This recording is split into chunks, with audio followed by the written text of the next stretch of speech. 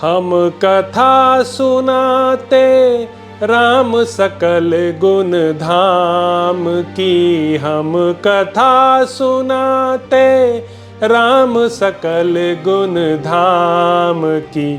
ये रामायण है पुण्य कथा श्री राम की। ये रामायण है पुण्य कथा श्री राम की। जम्बूदीपे भरत खंडे आर्यावर्ते भारतवर्षे एक नगरी है विख्यात अयोध्या नाम की। यह जन्म भूमि है परम पूज्य श्री राम की।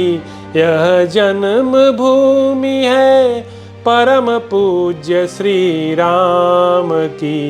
यह रामायण है पुण्य कथा श्री राम की। यह रामायण है पुण्य कथा श्री राम की। श्रीमद् वाल्मीकि रामायण भारत का स्वर्णिम महाकाव्य। श्री सीतारामचंद्राभ्य नमः। श्रीमद् वाल्मीकि रामायण युद्धकांड 31वां सर्ग। मायार्चित श्रीराम का कटा मस्तक दिखाकर रावण द्वारा सीता को मोह में डालने का प्रयत्न। राक्षसराज रावण के गुप्तचरों ने जब लंका में लौटकर यह बताया कि श्री रामचंद्र जी की सेना सुवेल पर्वत पर आकर ठहरी है और उस पर विजय पाना असंभव है, तब उन गुप्तचरों की बात सुनकर और महाबली श्रीराम आ गए, यह जानकर रावण को कुछ उद्वेग हुआ। उसने अपने मंत्रियों से इस प्रकार कहा, मेरे सभी मंत्री एकाग्रचित्त होकर शीघ्र यहां आ जाए। राक्षसों, यह हमारे लिए गुप्त मंत्रणा करने का अवसर आ गया है। रावण का आदेश सुनकर समस्त मंत्री शीघ्रतापूर्वक वहां आ गए। तब रावण ने उन राक्षस जातीय सचिवों के साथ बैठकर आवश्यक कर्तव्य पर विचार किया। दुर्धर्ष वीर रावण ने जो उचित कर्तव्य था उसके विषय में शीघ्र ही विचार विमर्श करके उन सचिवों को विदा कर दिया और अपने भवन में प्रवेश किया। फिर उसने महाबली, महामायावी, माया विशारद राक्षस विद्युज्जिह्व को साथ लेकर उस प्रमदावन में प्रवेश किया जहां मिथिलेश कुमारी सीता विद्यमान थी। उस समय राक्षसराज रावण ने माया जाने वाले विद्युज्जिह्व से कहा, हम दोनों माया द्वारा जनकनंदिनी सीता को मोहित करेंगे। निशाचर, तुम श्रीरामचंद्र जी का माया निर्मित मस्तक लेकर एक महान धनुष बाण के साथ मेरे पास आओ। रावण की यह आज्ञा पाकर निशाचर विद्युज्जिह्व ने कहा, बहुत अच्छा। फिर उसने रावण को बड़ी कुशलता से प्रकट की हुई अपनी माया दिखाई। इससे राजा रावण उस पर बहुत प्रसन्न हुआ और उसे अपना आभूषण उतार कर दे दिया। फिर वह महाबली राक्षसराज सीता जी को देखने के लिए अशोक वाटिका में गया। कुबेर के छोटे भाई रावण ने वहां सीता को दीन दशा में पड़ी देखा, जो उस दीनता के योग्य नहीं थी। वे अशोक वाटिका में रहकर भी शोकमग्न थीं और सिर नीचा किए पृथ्वी पर बैठकर अपने पतिदेव का चिंतन कर रही थीं। उनके आसपास बहुत सी भयंकर राक्षसियां बैठी थीं। रावण ने बड़े हर्ष के साथ अपना नाम बताते हुए जनक किशोरी सीता के पास जाकर धृष्टतापूर्ण वचनों में कहा, भद्रे, मेरे बार बार सांत्वना देने और प्रार्थना करने पर भी तुम जिनका आश्रय लेकर मेरी बात नहीं मानती थीं, खर का वध करने वाले वे तुम्हारे पतिदेव श्रीराम समर भूमि में मारे गए। तुम्हारी जो जड़ थी सर्वथा कट गई।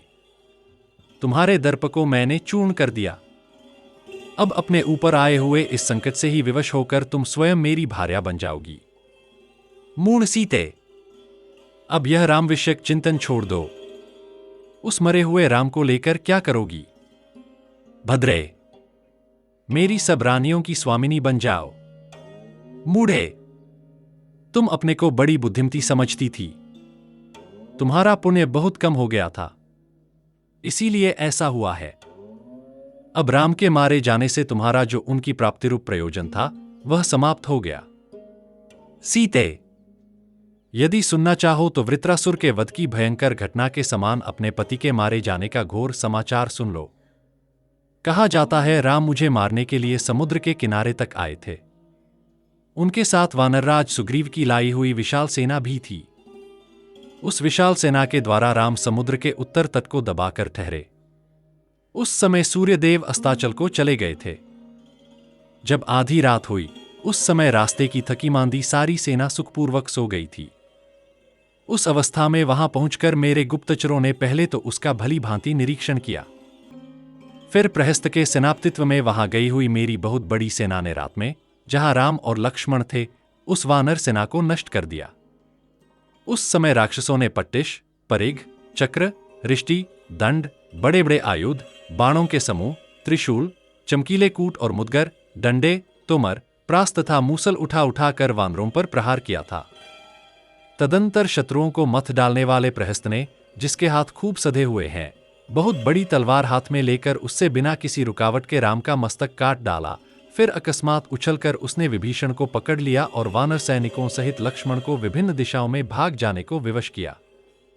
सीते वानरराज सुग्रीव की ग्रीवा काट दी गई, हनुमान की हनु ठोड़ी नष्ट करके उसे राक्षसों ने मार डाला। जांबवान ऊपर को उछल रहे थे। उसी समय युद्धस्थल में राक्षसों ने बहुत से पट्टिशों द्वारा उनके दोनों घुटनों पर प्रहार किया। वे छिन्न भिन्न होकर कटे हुए पेड़ की भांति धराशायी हो गए। मैंद और द्विविद दोनों श्रेष्ठ वानर खून से लथपथ होकर पड़े हैं। वे लंबी सांसें खींचते और रोते थे। उसी अवस्था में उन दोनों विशालकाय शत्रुसूदन वानरों को तलवार द्वारा बीच से ही काट डाला गया है। पनस नाम का वानर पककर फटे हुए पनस, कटहल के समान पृथ्वी पर पड़ा पड़ा अंतिम सांसें ले रहा है। दरीमुख अनेक नाराचों से छिन्न भिन्न हो किसी दरी कंदरा में पड़ा सो रहा है। महातेजस्वी कुमुद सायकों से घायल हो चीखता चिल्लाता हुआ मर गया। अंगदधारी अंगद पर आक्रमण करके बहुत से राक्षसों ने उन्हें बाणों द्वारा छिन्न भिन्न कर दिया है। वे सब अंगों से रक्त बहाते हुए पृथ्वी पर पड़े हैं। जैसे बादल वायु के वेग से फट जाते हैं, उसी प्रकार बड़े बड़े हाथियों तथा रथ समूहों ने वहां सोए हुए वानरों को रौंद कर मथ डाला। जैसे सिंह के खदेड़ने से बड़े बड़े हाथी भागते हैं, उसी प्रकार राक्षसों के पीछा करने पर बहुत से वानर पीठ पर बाणों की मार खाते हुए भाग गए हैं। कोई समुद्र में कूद पड़े और कोई आकाश में उड़ गए हैं। बहुत से रीछ वानरी वृत्ति का आश्रय ले पेड़ों पर चढ़ गए हैं। विकराल नेत्रों वाले राक्षसों ने इन बहुसंख्यक भूरे बंदरों को समुद्र तट, पर्वत और वनों में खदेड़ खदेड़ कर मार डाला है। इस प्रकार मेरी सेना ने सैनिकों से तुम्हारे पति को मौत के घाट उतार दिया। खून से भीगा और धूल में सना हुआ उनका यह मस्तक यहां लाया गया है। ऐसा कहकर अत्यंत दुर्जय राक्षसराज रावण ने सीता के सुनते सुनते एक राक्षसी से कहा, तुम क्रूर कर्मा राक्षस विद्युज्य को बुला ले आओ, जो स्वयं संग्राम भूमि से राम का सिर यहां ले आया है। तब विद्युज्य धनुष सहित उस मस्तक को लेकर आया और सिर झुका रावण को प्रणाम करके उसके सामने खड़ा हो गया। उस समय अपने पास खड़े हुए विशाल जिह्वा वाले राक्षस विद्युज्य से राजा रावण यूं बोला, तुम दशरथ कुमार राम का मस्तक शीघ्र ही सीता के आगे रख दो, जिससे यह बेचारी अपने पति की अंतिम अवस्था का अच्छी तरह दर्शन कर ले। रावण के ऐसा कहने पर वह राक्षस उस सुंदर मस्तक को सीता के निकट रखकर तत्काल अदृश्य हो गया। रावण ने भी उस विशाल चमकीले धनुष को यह कहकर सीता के सामने डाल दिया कि यही राम का त्रिभुवन विख्यात धनुष है। फिर बोला, सीते, यही तुम्हारे राम का प्रत्यंचा सिद्ध धनुष है। रात के समय उस मनुष्य को मारकर प्रहस्त इस धनुष को यहां ले आया है। जब विद्युज्य ने मस्तक वहां रखा, उसके साथ ही रावण ने वह धनुष पृथ्वी पर डाल दिया। तत्पश्चात वह विदेह राजकुमारी यशस्विनी सीता से बोला, अब तुम मेरे वश में हो जाओ। 32वां सर्ग। श्रीराम के मारे जाने का विश्वास करके सीता का विलाप तथा रावण का सभा में जाकर मंत्रियों के सलाह से युद्ध विषयक उद्योग करना। सीता जी ने उस मस्तक और उस उत्तम धनुष को देखकर तथा हनुमान जी की कही हुई सुग्रीव के साथ मैत्री संबंध होने की बात याद करके अपने पति के जैसे ही नेत्र, मुख का वर्ण, मुखाकृति, केश, ललाट और उस सुंदर चूड़ामणि को लक्ष्य किया। इन सब चिन्हों से पति को पहचानकर वे बहुत दुखी हुई और कुर्री की भांति रो रो कर कैकेयी की निंदा करने लगीं। कैकेयी, अब तुम सफल मनोरथ हो जाओ। रघुकुल को आनंदित करने वाले ये मेरे पतिदेव मारे गए। तुम स्वभाव से ही कलहकारिणी हो। तुमने समस्त रघुकुल का संहार कर डाला। आर्य श्रीराम ने कैकेयी का कौन सा अपराध किया था, जिससे उसने इन्हें चीरवस्त्र देकर मेरे साथ वन में भेज दिया था। ऐसा कहकर दुह की मारी तपस्विनी वैदेही बाला थरथर कांपती हुई कटी कदली के समान पृथ्वी पर गिर पड़ी। फिर 2 घड़ी में उनकी चेतना लौटी और वे विशालोचना सीता कुछ धीरज धारण कर उस मस्तक को अपने निकट रखकर विलाप करने लगीं। हाय, महाबाहो में मारी गई। आप वीर व्रत का पालन करने वाले थे। आपकी इस अंतिम अवस्था को मुझे अपनी आंखों से देखना पड़ा। आपने मुझे विधवा बना दिया। स्त्री से पहले पति का मरना उसके लिए महान अनर्थकारी दोष बताया जाता है। मुझ सती साध्वी के रहते हुए मेरे सामने आप जैसे सदाचारी पति का निधन हुआ, यह मेरे लिए महान दुख की बात है। मैं महान संकट में पड़ी हूं, शोक के समुद्र में डूबी हूं। जो मेरा उद्धार करने के लिए उद्यत थे, उन आप जैसे वीर को भी शत्रुओं ने मार गिराया। रघुनंदन, जैसे कोई बछड़े के प्रति स्नेह से भरी हुई गाय को उस बछड़े से बिलक कर दे, यही दशा मेरी सास कौसल्या की हुई है। वे दयामयी जननी आप जैसे पुत्र से बिछुड़ गईं। रघुवीर, ज्योतिषियों ने तो आपकी आयु बहुत बड़ी बताई थी, किंतु उनकी बात झूठी सिद्ध हुई। रघुनंदन, आप बड़े अल्पायु निकले, अथवा बुद्धिमान होकर भी आपकी बुद्धि मारी गई। तभी तो आप सोते हुए ही शत्रु के वश में पड़ गए, अथवा यह काल ही समस्त प्राणियों के उद्भव में हेतु है। अतः वही प्राणी मात्र को पकाता है, उन्हें शुभाशुभ कर्मों के फल से संयुक्त करता है। आप तो नीति शास्त्र के विद्वान थे, संकट से बचने के उपायों को जानते थे और व्यसनों के निवारण में कुशल थे, तो भी कैसे आपको ऐसी मृत्यु प्राप्त हुई जो दूसरे किसी वीर पुरुष को प्राप्त होती नहीं देखी गई थी। कमलनयन, भीषण और अत्यंत क्रूर कालरात्रि आपको हृदय से लगाकर मुझसे हठात छीन ले गई। पुरुषोत्तम महाबाहो, आप मुझ तपस्विनी को त्याग कर अपनी प्रियतमा नारी की भांति इस पृथ्वी का आलिंगन करके यहां सो रहे हैं। वीर, जिसका मैं प्रयत्नपूर्वक गंध और पुष्पमाला आदि के द्वारा नित्य प्रति पूजन करती थी तथा जो मुझे बहुत प्रिय था, यह आपका यही स्वर्णभूषित धनुष है। निष्पाप रघुनंदन, निश्चय ही आप स्वर्ग में जाकर मेरे श्वशुर और अपने पिता महाराज दशरथ से तथा अन्य सब पितरों से भी मिले होंगे। आप पिता की आज्ञा का पालनरूपी महान कर्म करके अद्भुत पुण्य का उपार्जन कर यहां से अपने उस राजर्षि कुल की उपेक्षा करके उसे छोड़कर जा रहे हैं, जो आकाश में नक्षत्र बनकर प्रकाशित होता है। आपको ऐसा नहीं करना चाहिए। राजन, आपने अपनी छोटी अवस्था में ही, जबकि मेरी भी छोटी ही अवस्था थी, मुझे पत्नी रूप में प्राप्त किया। मैं सदा आपके साथ विचरने वाली सहधर्मिणी हूं। आप मेरी ओर क्यों नहीं देखते हैं, अथवा मेरी बात का उत्तर क्यों नहीं देते हैं? काकुत्स्थ, मेरा पाणिग्रहण करते समय जो आपने प्रतिज्ञा की थी कि मैं तुम्हारे साथ धर्माचरण करूंगा, उसका स्मरण कीजिए और मुझ दुखिनी को भी साथ ही ले चलिए। गतिमानों में श्रेष्ठ रघुनंदन, आप मुझे अपने साथ वन में लाकर और यहां मुझ दुखिनी को छोड़कर इस लोक से परलोक को क्यों चले गए? मैंने ही अनेक मंगलमय उपचारों से सुंदर आपके जिस श्री विग्रह का आलिंगन किया था, आज उसी को मांसमक्षी हिंसक जंतु अवश्य इधर उधर घसीट रहे होंगे। आपने तो पर्याप्त दक्षिणाओं से युक्त अग्निष्टोम आदि यज्ञों द्वारा भगवान यज्ञ पुरुष की आराधना की है, फिर क्या कारण है कि अग्निहोत्र की अग्नि से दाह संस्कार का सुयोग आपको नहीं मिल रहा है? हम 3 व्यक्ति एक साथ वन में आए थे, परंतु अब शोकाकुल हुई माता कौसल्या केवल एक व्यक्ति लक्ष्मण को ही घर लौटा हुआ देख सकेंगी। उनके पूछने पर लक्ष्मण उन्हें रात्रि के समय राक्षसों के हाथ से आपके मित्र की सेना के तथा सोते हुए आपके भी वध का समाचार अवश्य सुनाएंगे। रघुनंदन, जब उन्हें यह ज्ञात होगा कि आप सोते समय मारे गए और मैं राक्षस के घर में हर लाई गई हूं, तो उनका हृदय विदीर्ण हो जाएगा और वे अपने प्राण त्याग देंगी।